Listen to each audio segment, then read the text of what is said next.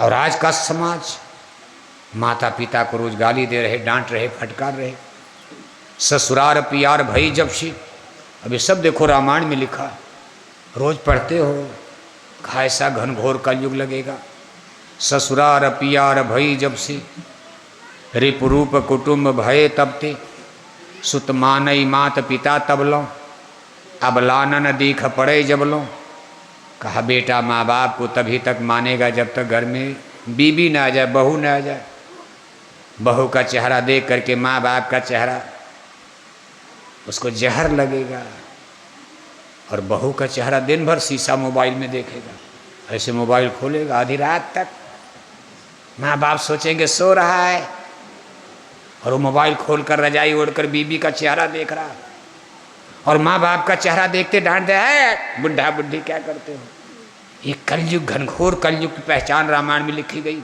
हम नहीं कह रहे, रामायण जो पढ़ते हो आप और है हिंदू रामायण को मानते हो, यहाँ तक लिख दिया है कि कलिकाल बेहाल किए मनुजा, नहीं माने कोई अनुजा तनुजा। कलयुग लोगों पर इतना अपना असर दिखा दिया कि मामा भांजी को नहीं पहचान रहा, चाचा भतीजी को नहीं पहचान रहा, बाप बेटी को नहीं पहचानेगा, भाई सगी बहन को नहीं पहचानेगा। और ये चीज़ धीरे धीरे आप भी अनुभव कर रहे हो, अभी तो पूरा नहीं है। कुछ साल बीतने के बाद ये भयंकर दृश्य आपको देखने को मिलेगा। आदमी बिल्कुल जानवर बनने जा रहा, भले अंग्रेजी बोल रहा है, बढ़िया कपड़ा, बढ़िया घर, बढ़िया मकान, पढ़ा लिखा, इंटेलेक्चुअल है, ग्रेजुएट है, बीए एमए पास, और लिए दिए पढ़ा लिखा समाज है। कोई मूर्ख है? आज आदमी का बनाया जहाज चंदा मामा तक जा रहा। कोई कमी है? घर मकान कोठी हवेली सब कुछ, लेकिन चरित्र और संस्कार के रूप में जरा देखो आप। ये रामायण का कथन एक संत ने लिखा, संत वाणी कभी गलत नहीं होगी। 600 बरस पहले रामायण में लिख कर चले गए कि अगर इंसानों मनुष्यों को नहीं रोका जाएगा, अगर इनको नहीं समझाया जाएगा, तो धीरे धीरे धीरे धीरे बिल्कुल जानवर बन जाएंगी। परिवार टूट जाएगा, समाज टूट जाएगा, न कोई माता है, न कोई पिता है, न कोई बूढ़ा, न कोई बुजुर्ग, न कोई चाचा, न कोई चाची, न कोई मामा, न कोई मामी। आदमी जैसे जानवर में कोई रिश्ता होता? बच्चा बच्ची तो जानवर भी पैदा करता, गाय पैदा करती, कुतिया पैदा करती, लेकिन उनमें कोई रिश्ता नाता नहीं होता।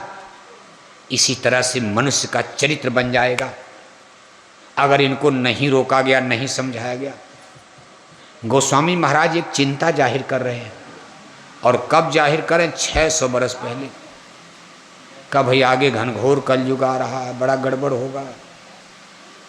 जिस समय उन्होंने रामायण लिखा उसमें दिल्ली में अकबर का राज था, अकबर बादशाह अकबर का राज, और काशी नगरी बनारस में बैठ करके रामायण लिखा उन्होंने, और लिख करके गए। कहा भाई समझाया कैसे जाएगा? कहा बस एक उपाय है, 60 सुधरें सतसंगति पाई। कहा कोई उपाय नहीं कलयुग में। अब अगर इनको सत्संग मिल जाएगा, अगर इनको संतों का ज्ञान बोध, उनके स्कूल में पाठशाला में बैठकर एक सत्संग सुनते रहेंगे, तब तो समाज बच जाएगा। नहीं तो मानव समाज जानवर का, पशु का बन जाएगा। इतनी अनीति करें अनीति जाई ना बरनी, इतनी अनीति, इतना अत्याचार, इतना करप्शन, भ्रष्टाचार, बुराई, पापाचार, दुराचार फैल जाएगा कि फिर कोई संभाल नहीं पाएगा। और अगर मान लो संतों का सत्संग भी नहीं संभाल पाया, तब क्या होगा? कहा तब तो इनके ऊपर डंडा बच जाएगा। आदमी दो ही चीज़ से तो मानता है। आप गांव में कहते हो, गांव की कहावत है, या तो माने बात से, और नहीं तो माने, नहीं तो माने जोर से बोलो। हम तो नहीं बोलेंगे, मशीन लगी है, लेकिन आपकी आवाज़ मशीन में नहीं जा रही, जोर से बोलो। लोग कहते या तो माने बात से और नहीं तो माने, जिसको डंडा कहा जाता। माताएं भी डंडा नहीं मारती बच्चों को।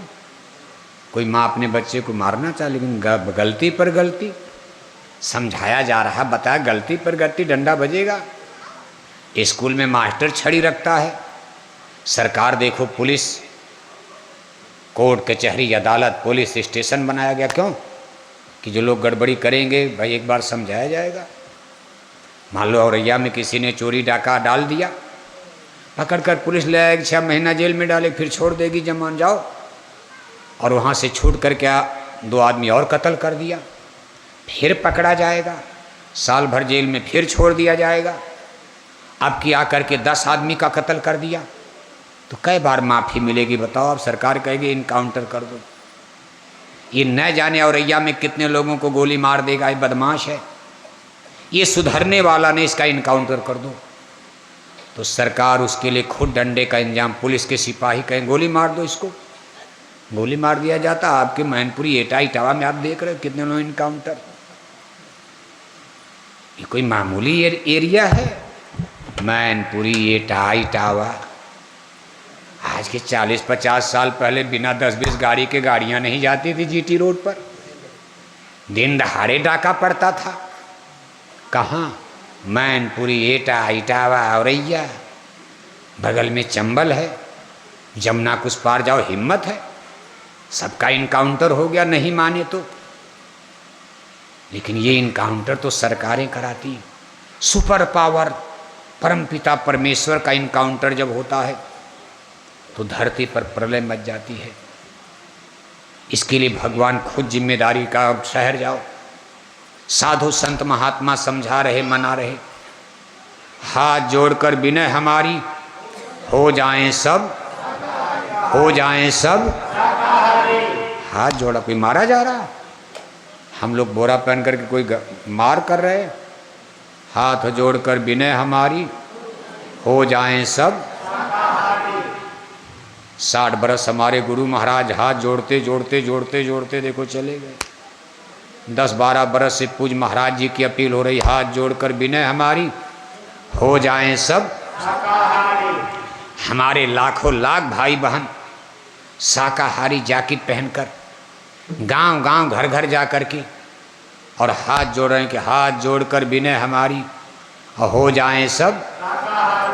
लेकिन औरैया के लोग क्या करेंगे? ना, हम क्यों शाकाहारी हूँ, हमारी पूजा सही है, हम मछली भी खाएंगे मुक्ति भी ले लेंगे, हमारे गुरु महाराज ने यही मंत्र दिया है।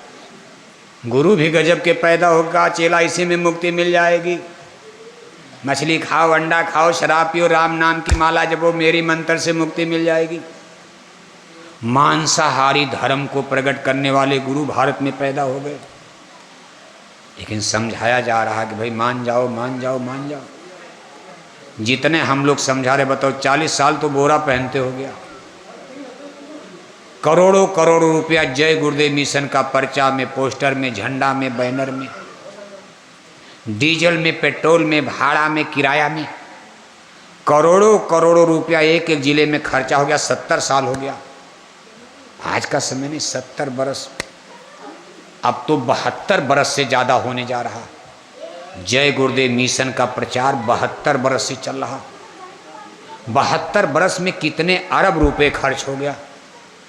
लेकिन जितने हम लोग मेहनत किए, रिजल्ट उल्टा। जितने प्रचार किया गया उतने औरैया में शराब पीने वाले घटे कि बढ़े? बढ़े। मछली अंडा खाने वाले घट रहे कि बढ़ रहे? अब तो देखो स्थिति ये आ गई, छोटे छोटे बच्चे शराब पीने लगे औरैया में। अभी शादी नहीं, ब्याह नहीं, कक्षा 10 पास नहीं कर पाए, माँ बाप के चोरी चोरी जंगल में जाकर गांजा पी रहे हैं, शराब पी रहे हैं। माँ बाप को यही चिंता है कि भाई चलो नहीं पढ़ पाए, ट्रैक्टर चलाकर मजदूरी करके गुजर हो जाएगा।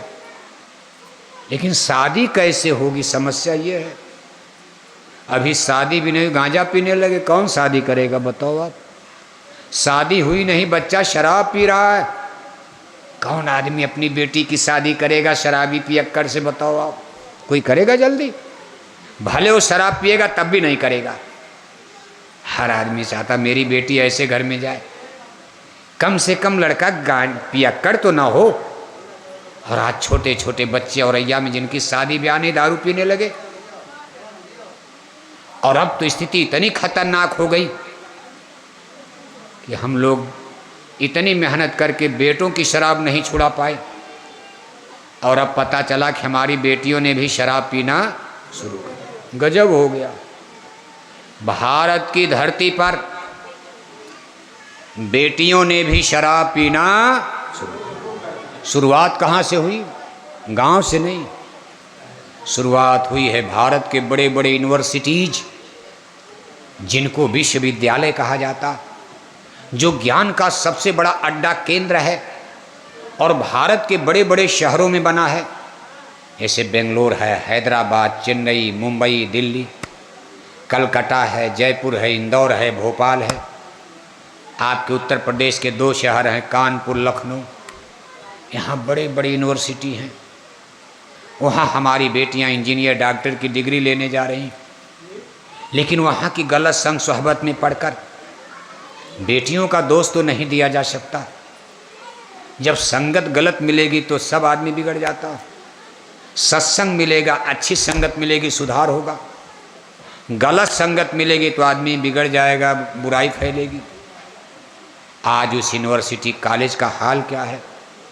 वहाँ के बड़े बड़े होटल वार क्लब में, वहाँ के हॉस्टल में हमारी 18-20 साल की कोमल मन हृदय बेटियाँ माँ बाप के चोरी चोरी वहाँ 11-11 बजे रात तक शराब पी रही हैं, और किसी जाने अनजाने के हाथ में हाथ डालकर आधी आधी रात तक नंगा नाच नाचती हैं। आपने भी 18-20 साल, जो लोग इसमें बुढ़े बैठे हो, आदमी या पुरुष, औरत या मर्द है, याद करो जब आप 18-20 साल के थे, आपका मन कितना चंचल था। माँ बाप घर के चौखट से बाहर नहीं जाने देना चाहते थे। 18-20 साल की बेटी हो गई, अगर घर के चौखट से दिन में भी जा रही है तो माँ बाप कहते भाई देखो ये कहाँ घूमती रहे।